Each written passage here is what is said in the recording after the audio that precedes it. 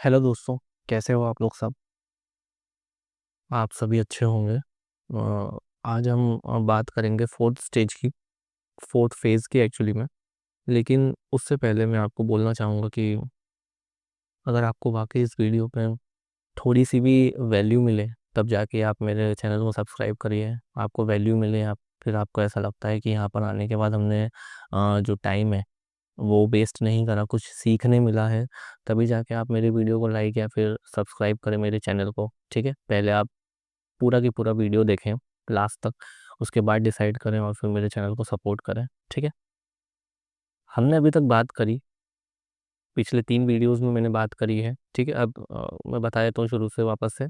ऐसी road map की बात कर रहे हैं हम लोग, ठीक है, जो 2025 के लिए है और वो बिगनर्स के लिए है। ये प्रैक्टिकल भी है और मेरा वेल रिसर्च भी है। ठीक है, इसमें फर्स्ट स्टेज की बात करी थी मैंने, जो अराउंड 1 मंथ का था, जिसमें आप ये फोर्थ जो स्टेजेस हैं इनको कवर करते हो आप। ठीक है, सेकंड फेज़ में मैंने बात करी थी जिसमें टेक्निकल एसईओ की बात करी थी मैंने, पूरा टेक्निकल एस्पेक्ट की बात करी थी एसईओ में, जो अराउंड 2 मंथ का था। ठीक है, 5 to 8 वीक्स मतलब 2 मंथ का था। यहाँ पर आपके 3 मंथ कवर हो जाते हैं उसके बाद। अच्छा, इसमें भी जो है वो 4 स्टेजेस हैं। ठीक है, उसके बाद थर्ड फेज़ की भी मैंने बात करी थी, जो आई थिंक 2 दिन पहले वीडियो आया था, जिसमें मैंने ऑफ पेज एसईओ की बात करी थी और आप अपनी वेबसाइट की अथॉरिटी कैसे बना सकते हैं। ठीक है, तो इसमें आपको अराउंड 3 मंथ और लगेंगे, मतलब कि ये 6 मंथ का पूरा फेज 3 तक 6 मंथ का पूरा एक कोर्स था, आप समझ सकते हैं, स्टेप बाय स्टेप। ठीक, इसमें भी आप तीन तीन जो है उन फेजेस को आप कंप्लीट करते हैं और यहाँ पर 11 स्टेप्स आप कंप्लीट करते हैं। ठीक है, अच्छा मैं आपको एक चीज़ और बता दूँ, आपको ये सब चीज़ें करने के लिए अपनी खुद की एक वेबसाइट बनाना है और वेबसाइट बनाने के बाद आपको फिर ये सब चीज़ें उस पर अप्लाई करना है। ठीक है, ताकि आपके पास एक पोर्टफोलियो भी हो जाए और साथ में आपकी एक प्रैक्टिस भी हो जाए, प्रैक्टिकल जो होता है वो भी आप करें, बस पढ़े नहीं या फिर सीखे नहीं, उसको प्रैक्टिकली अप्लाई भी करें। प्रैक्टिकली अप्लाई करने के लिए आपको होस्टिंग और डोमेन की ज़रूरत पड़ेगी। तो यहाँ पर मैं आपको सजेस्ट करूँगा कि आप होस्टिंगर जो है आप उसी पे जाएँ।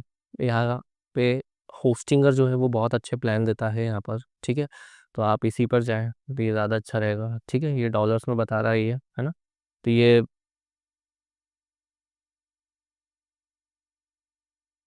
मैं हिंदी में करके आपको बता देता हूँ। ठीक है, मेरे वीडियो बहुत रॉ होते हैं।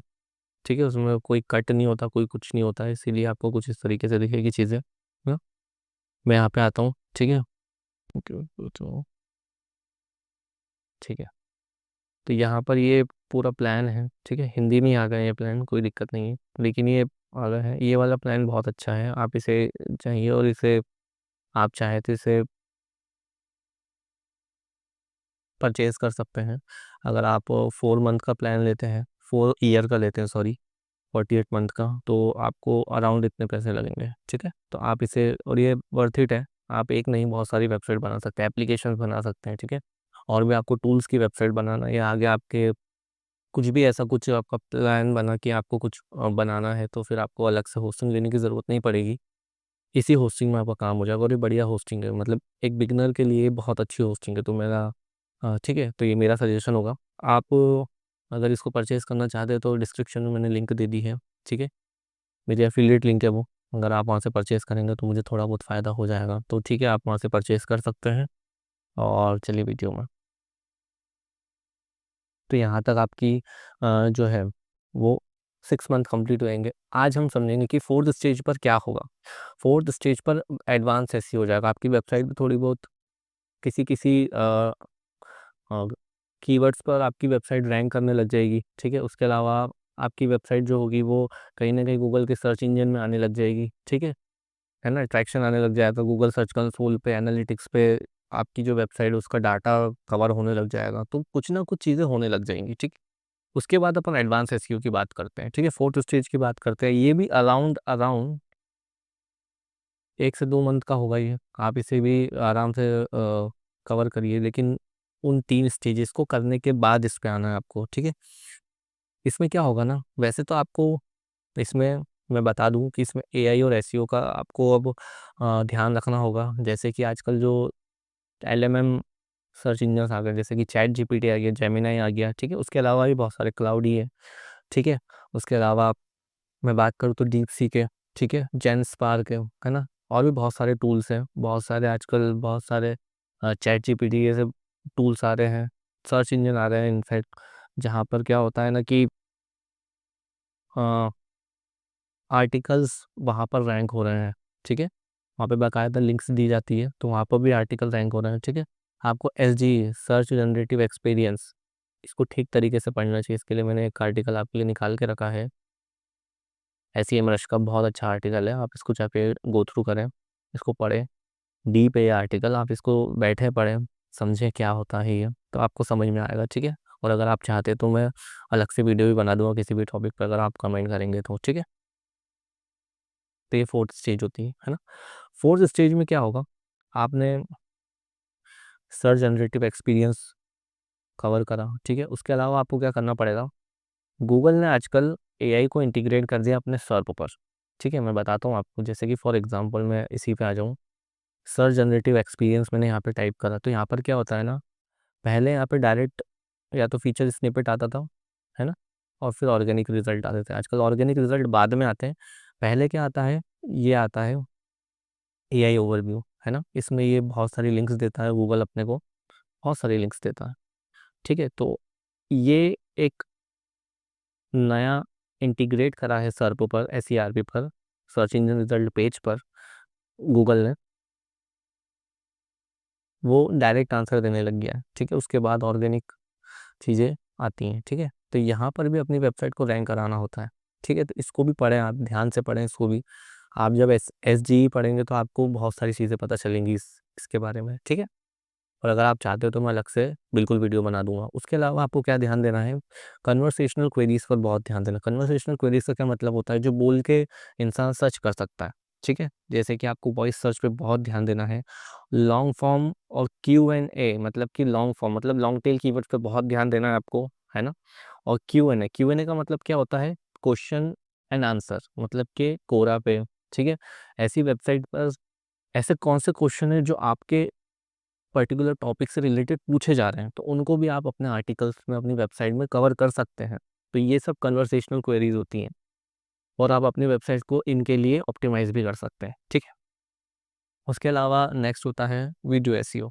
वीडियो एसईओ में आपको क्या होगा कि आपको अब ध्यान देना होगा, आपका 6 महीने आपकी हो जाएगी प्रैक्टिस, तो उसके बाद अब आपको अपना वीडियो चैनल स्टार्ट कर देना है।